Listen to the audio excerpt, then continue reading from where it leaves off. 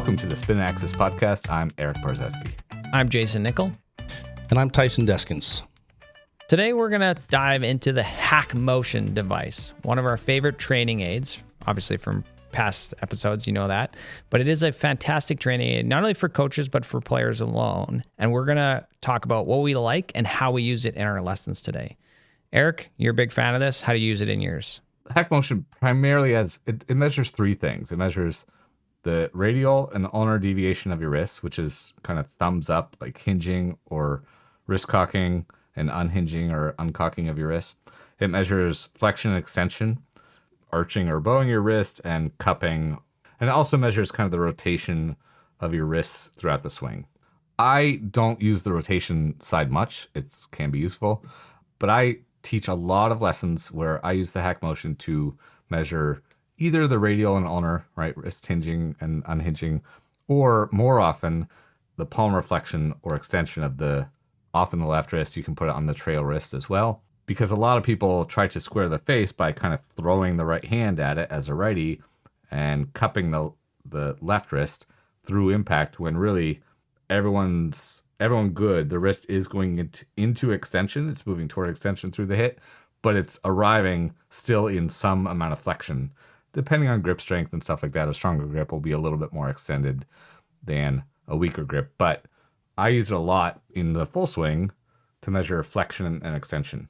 Yeah, I use it a lot as well for the flexion extension. Obviously, at times used it for radial as well. But I oftentimes will get players in their setup whose lead wrist is way too flexed, and they just leave it flexed the entire swing, right? And I just had a guy the other day who came in, was that sort of scenario, was probably like 10 degrees flexed at setup, handles really high, leaning forward, gets to the top, he's still in flexion, gets the impact, he's even more flexion, right? The golf ball is just not doing what he wants it to do.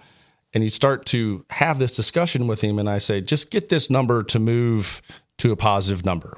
It's interesting to me to watch people's sort of face cringe, their eyes cringe, their nose sort of cringes up. Well, how would I do that?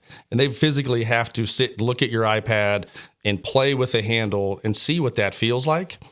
The comment that this guy made was, oh, I thought you were just supposed to lock your wrist out and sort of keep them there. And so again, a concept in this simple device that sets up in like 2 minutes, they can see the feedback from the iPad, can all of a sudden change what their wrists do, which is going to change what the club is doing. Yeah, I agree. The nice thing about the device is that, not saying as laziness is to a coach, but it's like, hey, here's your baseline. Here's your first couple swings. That lead wrist is extended by, 12 plus, right? And that's their swing, and that's leading to the ball starting out to the right. All I want you to get it to is, let's get it to 6. If we get it to 6, where does that lead? What does that feel like to you? And they just hit a couple shots, and it's like, all right, nope, that's still 11. Right? Okay, let's go the other way. Let's get to 0. Hit 1 at 0, real slow, and also they hit it, and it's like 6. And they're like, wow, that's 6? I need it to be there? And like, yep, that's it. All right. Okay, so now we got to feel for what we want to be. Hit a couple more exaggerated than that until we can get below 6. And then once we get below 6, we can speed it back up. And this is one thing that, we've chatted about this before, is how we like to use it. So for me, once I get them to set it up, it's like, okay, hit a couple shots. Here's your baseline. All we need to do is improve your baseline. It's not like we even need you to get sometimes into those greens, because that green might not match the rest of the parts of your swing.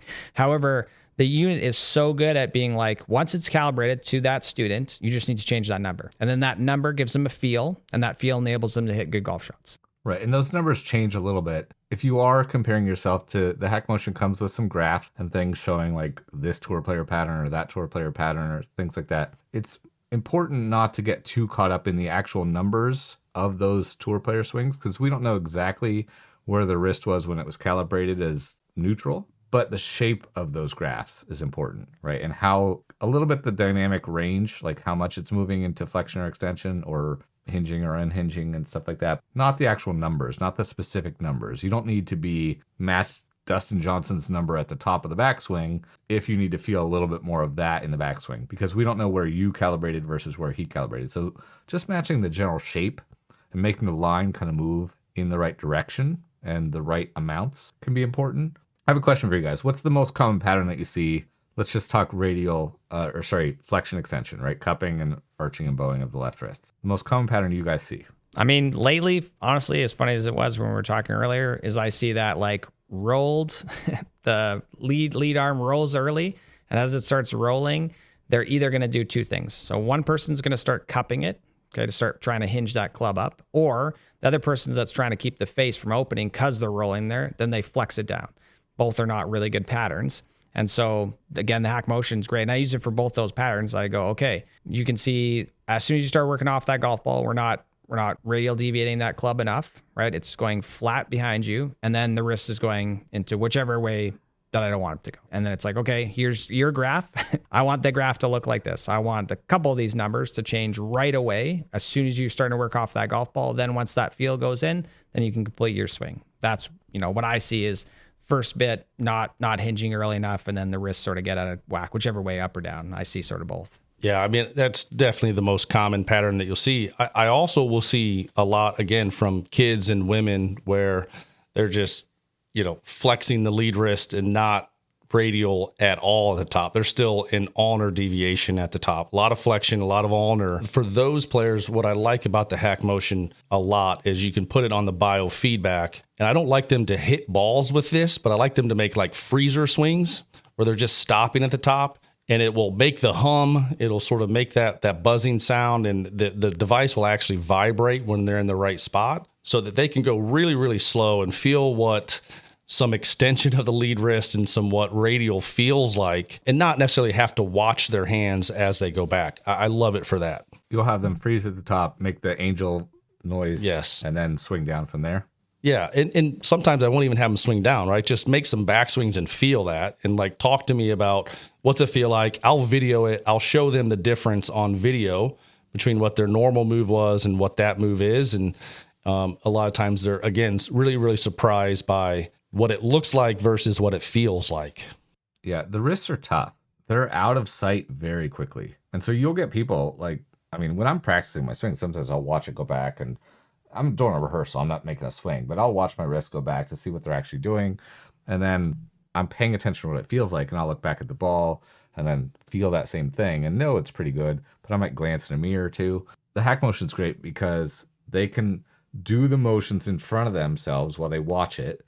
I'll put the iPad, a foot outside the golf ball, not so close that they might ever hit it, but a foot outside the golf ball so they can look down at that, still be kind of looking at the ball, and go to the top of their swing and move their wrists around and just experiment with it without having to look that way. Yeah. Which can mess with so much. Yeah, it's awesome. And just move it around, because I don't know what it is, but some people feel like they're across the line when they're laid off, and some people feel like they're laid off when they're across the line, and some people feel like they're twisting the wrist the other direction. I don't know if it's because it's like 150 degrees from where they were at setup, or I don't know what causes that, but some people feel things almost backward. Yeah. From what you see. And if they just look at the iPad and be like, we need your wrist to go this direction, yeah, because it goes this way too much, they can just look at the iPad and watch the little 3D model of the wrists and the numbers move around and see what it does. Or they could play that sound. You can set up the biofeedback and play that sound, and then kind of swing down and chip the ball from there. Yep. And oftentimes I'll say, look, you can still make a golf swing from there. It feels strange. It's not robbed you of your ability to hit the golf ball. You can still make contact. We just need to do that slowly enough that you can do it every time and then build up from there. The wrists are tough. They're out of sight very early in the golf swing. Are you looking to enhance your golf swing with precision and consistency? The HackMotion Golf Swing Analyzer is your personal coach, offering real-time feedback on wrist positions throughout your swing. By pinpointing common faults like casting and flipping, HackMotion provides tailored drills to help you perfect your technique. Its user-friendly app, paired with the cutting-edge, lightweight sensor, delivers instant data, allowing you to make adjustments on the spot. Whether you're a beginner or a seasoned golfer, HackMotion is designed to elevate your game. Experience the difference and take control of your swing today. SpinAxis listeners can save 5% with the coupon code SPINAXIS at checkout. Visit HackMotion at hackmotion.com. It's like I said earlier, like you literally can see people when they're doing this with the device on or looking at the iPad. You can just see their brain going, man, this is crazy. Feels so different. It's so strange. and sometimes just like you said, it's like, hey, you just need to experiment here. Like, play with it and enjoy seeing those numbers change, enjoy the little hand moving back and forth on the iPad. And then let's talk through what that feels like. Yeah, exactly. And again, it's feedback, which we've harped so many times. You need some form of feedback if you're going to practice. And that feedback should be giving you some feels that obviously when you go out to golf, it's like, all right, when I was doing it with the HackMotion, that felt like this, that gave me that motion, and then that enabled me to hit a good golf shot. It's the feedback that's key, that it really is obviously awesome at. Yeah, sometimes I will have a lesson with someone and I'll be like, okay, I like to gamble a little bit with my students. I don't actually bet them money. I'll tell them, okay, you owe your mom 15 minutes of chores. I like that. Of her choice. If you lose this and if you pass, I'll give you 30 minutes to play on the sim sometime when I'm here taking lessons and you're just here. So, I'm not charging 12-year-olds extra money or anything, but they have to do some chores for their mom fairly often. And I'll keep the iPad far enough away from them that they can't go over and delete some stuff. But I'll be like, okay, I have my next lesson coming, but I want you to go over there and make 30 swings. Take your time to do them, but they all have to be this number or higher. You get 2 passes. You can mess up twice, but they all have to be this number or higher or this number or lower or something like that. We'll gamble a little bit like that. It gives them a challenge. They can glance at the screen from 20 feet away and see that it was a green number or a big number or whatever. And they'd be like, okay, I did it again. Now we do it again. And, you can glance over and see them shaking their heads now and then, be like, oh, crap, I just used up my second freebie. I really got to grind now, I like that you can kind of give a student something to practice away from you, and it's feedback. It's like you're there with them saying, like, so long as we leave it here on your wrist and you don't mess with it and, like, change the whole orientation of stuff, it can be a good way to do feedback. Putting is an underrated way to use the HackMotion. I used it with my daughter. I've measured myself just a few times. I'm a pretty good putter, so I don't need to change too much. But I use it in putting a lot. Putting is weird. A lot of people love to like flip the putter. They add a lot of left wrist extension. Hi, Jayson. Hey guys. Yeah. They add a lot of left wrist extension through the hit. And an underrated part of putting is how much you deviate radially or ulnarly. I don't think that's a word, but how much you hinge the club up and down. Because if you ulnar deviate during the backswing, the toe goes down and the club goes inside, and you can hinge the club up a little bit too much too. And then you tend to, pull across the ball and do some other things. So like both of those things are very useful in the putting stroke as well. Jayson, you've measured your own putting stroke with HackMotion? Yeah, so I remember maybe about 2 or 3 weeks ago when we started talking about this, and you mentioned it, and I was like, man, I have not done that. Let me get on that. And yeah, so I did I think 7. After you do 7, they're like, you're doing a lot of things we don't like. So not out of the norm for how great I am as a putter, but I would cut my wrist in the backstroke, and then I would flex it too much in the through stroke, right? And obviously you don't want to do that. either one of those. And I was doing both, which is you'd almost think they should hopefully offset, but they don't. It also has tempo, which was a huge one for me because I've always been like a shorter backswing and then like a hit putter. And when I'm on, for me, distance control was fine, right? But it's like, then I don't make any 5 to 12 footers because obviously now I have both some of that and then my tempo's not great. Being able to use it even for myself selfishly has been awesome because now I'm actually starting to make a couple more putts, which is huge for me. And it's allowing me to find, again, a feel, as crazy as it sounds, it feels like I'm putting with my right oblique. Okay. And that helps me to not basically cup the putter in the backswing and also helps sort out my tempo, which has been awesome. And I really, didn't really think about using the HackMotion like that, but it's been awesome. So I've been doing it every other day and it's getting better. I've only gotten to like +1, +2, and that's a couple of those swings now. Tyson, you've used it with putting? Yeah, for sure. And I've used it in conjunction with some other tools, like the Tempo Stick Plus. I think it's a lot of fun to, hey, just keep this graph flat line, right? Like, let's just try to keep this graph flat line for this and this player.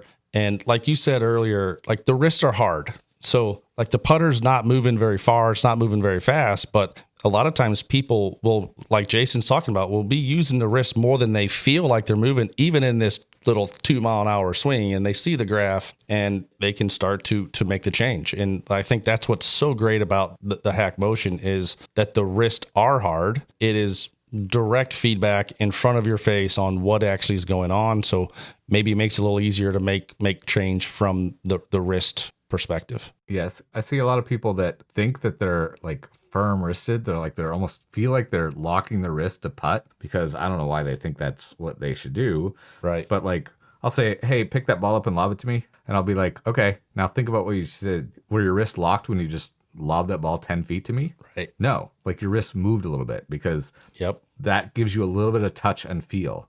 I will say to people, like, we want your wrist to be moving a little bit during the swing. I generally prefer, as a very general pattern, it's different for everyone, feels are different for everyone, but I generally feel I like to see the wrist go into a little bit of flexion in the transition.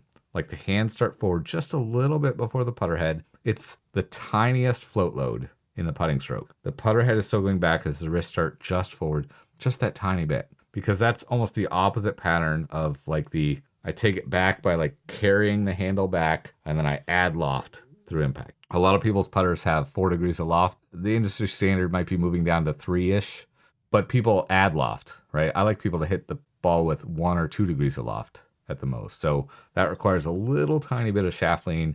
A little float load helps them do that. So, I'll put it on the front wrist, the lead wrist, and I want to see that graph move a couple degrees, 2 or 3 degrees into flexion around the transition, and then almost stay there a little bit through the hit, in which case after the hit, it goes into a little bit more extension. Love that. What do you think about how often do you guys use it in sort of short game chipping and pitching? That one, I haven't used it a ton, just because honestly, there's so many different ways of hitting a chip shot. I mean, you could, right? You could be like, hey, hit me a high one, hit me a low one. And then you can go, okay, here's your high one, here's your low one. Maybe if you're worried about someone, ulnar deviating too soon, if they're hitting it fat because they're basically hucking the club down, that would be a good way to use that in short game. Yeah. Yeah, they haven't added I gave feedback a long time ago. I was actually on the beta test team before they were released. And I think I said something back then about how rather than just the angel noise or the like vibration that they've added, I want like electric shocks. I want to like, so when you flip, I just want it to just shock you, and you'll stop doing that pretty quickly. Like the dog collar thing. You're like, oh, yeah. Just zap them. Just zap the people. Yeah. They haven't added that yet. I don't know. They said something about like lawyers or something. I don't know. Yeah. Then give the coach the ability to turn it up and down, zap them really hard, or it's just like a little bit. It's like that psychological experiment where, people kept inflicting more pain on people. Right. I love it. I don't think we want to turn a bunch of golf instructors onto that.